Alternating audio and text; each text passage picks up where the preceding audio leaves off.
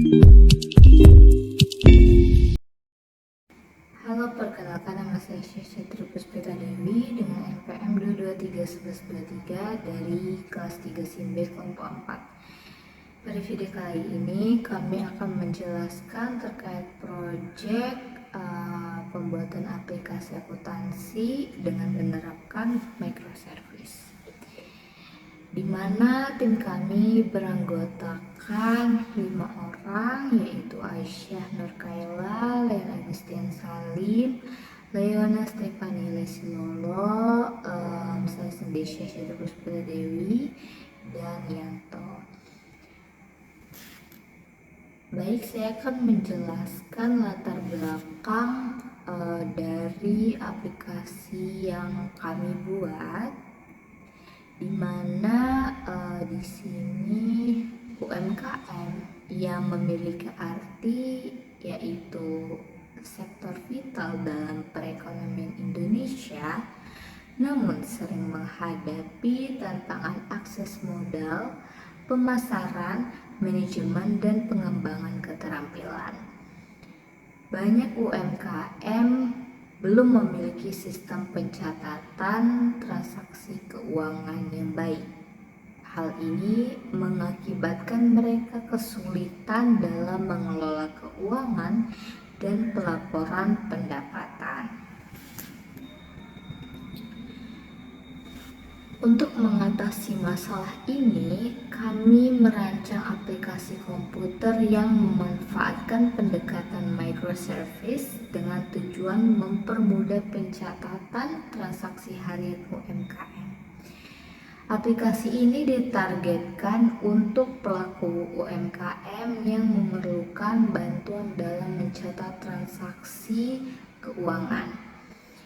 Dengan menerapkan microservice, aplikasi dapat dibuat menjadi lebih modular dan lebih mudah diukur. Selain itu, pendekatan microservice sendiri memungkinkan skalabilitas yang lebih baik.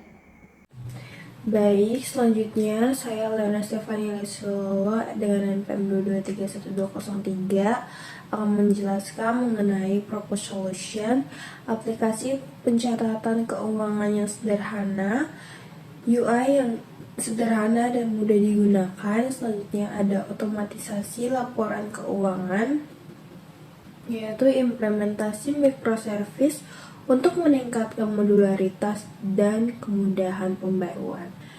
Terakhir ada manajemen piutang dan utang yang efisien, penyediaan fitur khusus untuk mencatat piutang dan utang secara efisien.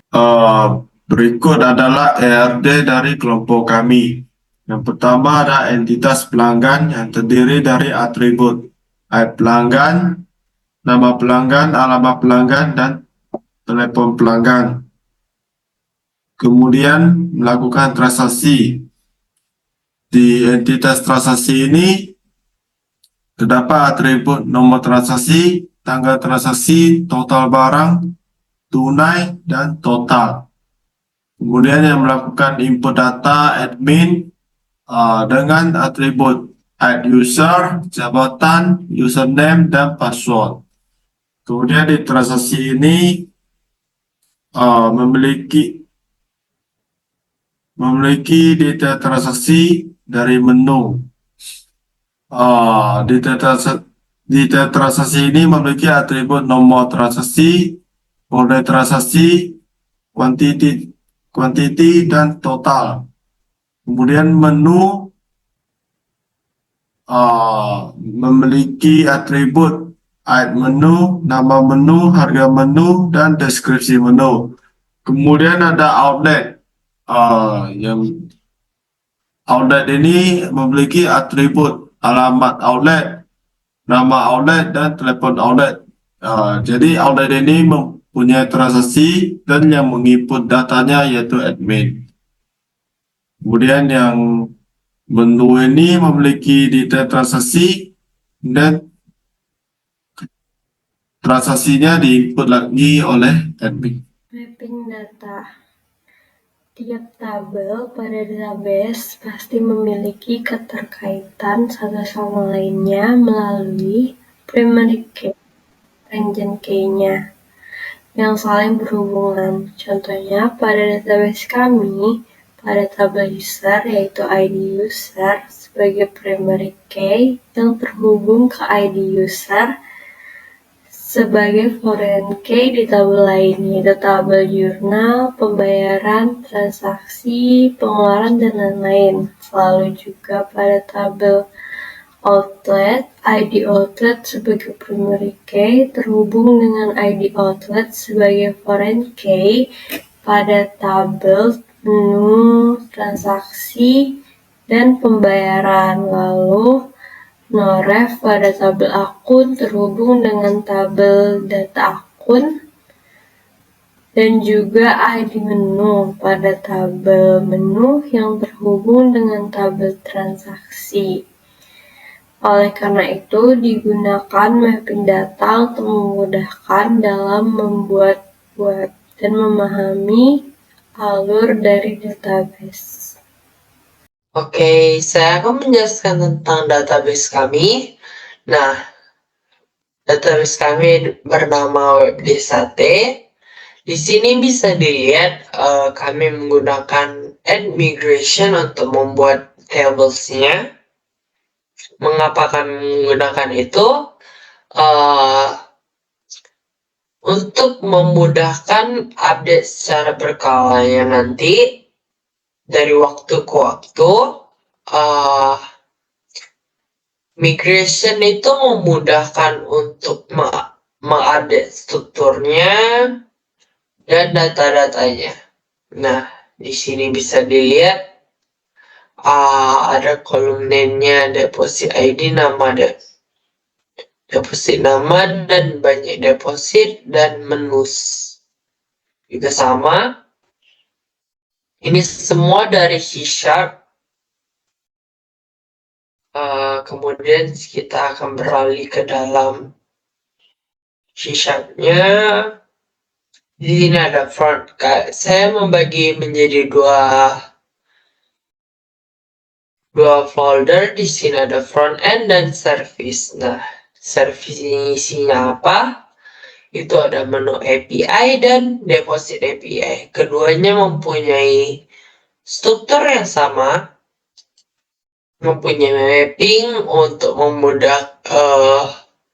dibuat dengan automapper untuk memudahkan memetakan datanya nanti ke dalam front end.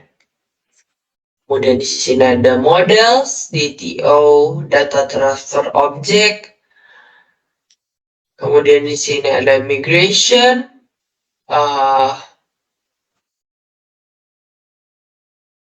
Seperti yang sudah saya jelaskan tadi, datanya untuk data dummy, seeds.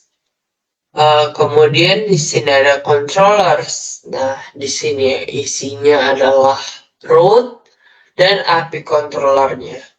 Di sini ada get, untuk get all. Kemudian di sini ada ID, get by ID. Kemudian di sini ada get by nama. Lalu ada post untuk adding data. Kemudian put untuk update data dan delete untuk menghapus data. Nah, di sini kami juga sudah menambahkan error handling. Jika gagal, dia akan suksesnya false. Kemudian kita akan beralih ke dalam front end-nya. Bisa dilihat di sini ada service, models, dan controller. Nah, di sini bisa kita lihat base service adalah tempatnya untuk response DTO agar kita bisa melihat nanti ada kesalahan. Jika ada kesalahan program, dia akan merespon di sini. Kemudian di sini ada menu service dan deposit service. Di sini API-nya akan dikonsum.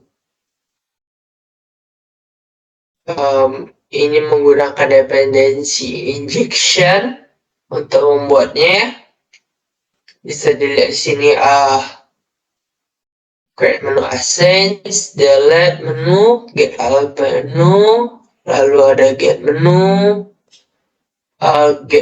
by ID, dan update menu. Nah, di sini bisa dilihat juga ada models, DTO. Lalu di sini ada controller ya. Di sini ada menu controller.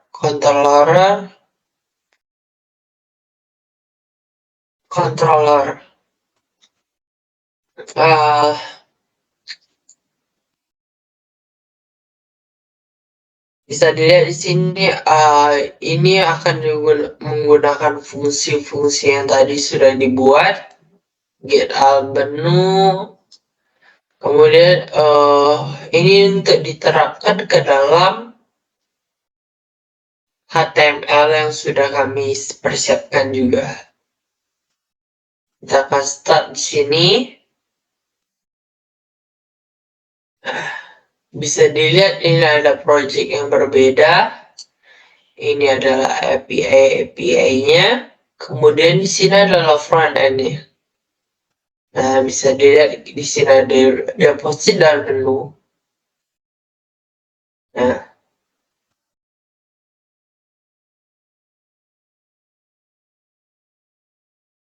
kemudian kita akan meng-create datanya. Sini sudah berhasil, kemudian bisa diedit juga. Dan bisa di-delete. Itu saja.